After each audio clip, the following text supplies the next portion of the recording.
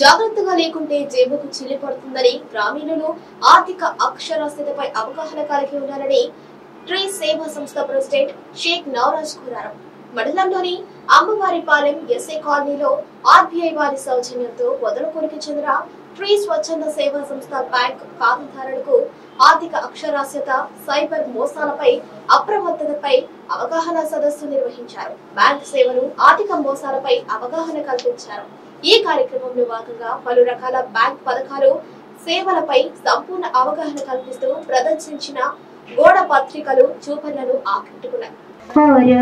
తెలుగు వాడవయ్యారి తెలుగు వాడ దేశమంటే తెలుసుకోరా, ఓ చిన్నవాడ తెలివి కలిగి మేలుకోరా, ఓరోరి తెలుగు జాగ్రత్త పెద్దమ్మ జాగ్రత్త చిన్నమ్మ, జాగ్రత్త పెద్దమ్మ జాగ్రత్త చిన్నమ్మ, జాగ్రత్త పెద్దయ్య జాగ్రత్త చిన్నయ్య, జాగ్రత్త పెద్దయ్య జాగ్రత్త చిన్నయ్య. సైబర్ నేరాలు ముమ్మరంగా జరుగుతున్నాయి, సైబర్ నేరాలు ముమ్మరంగా జరుగుతున్నాయి. జాగ్రత్త పెద్దమ్మ జాగ్రత్త చిన్నమ్మ, జాగ్రత్త పెద్దయ్య జాగ్రత్త చిన్నయ్య.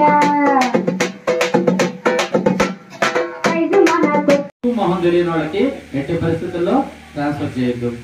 ఇది మనం ఇలా చెప్పుకుంటా పోయినా ఎన్నో వస్తుంటాయి, ఎన్ని వచ్చినా మన అలాట్ లో మనం ఉండాలి.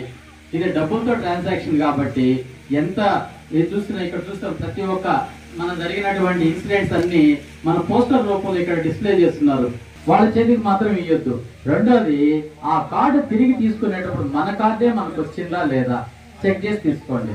ఎందుకంటే మనం కార్డు ఇచ్చాము, కార్డు ఇవ్వగానే తిరిగి అదే కార్డు వస్తుందా లేక ఏమన్నా వాడు ఏదైనా మనల్ని చీట్ చేస్తున్నాడా? ఎందుకంటే అక్కడ ఉండే పిల్లవాడు మనకెవరో తెలియదు, ఏ ఊరో తెలియదు.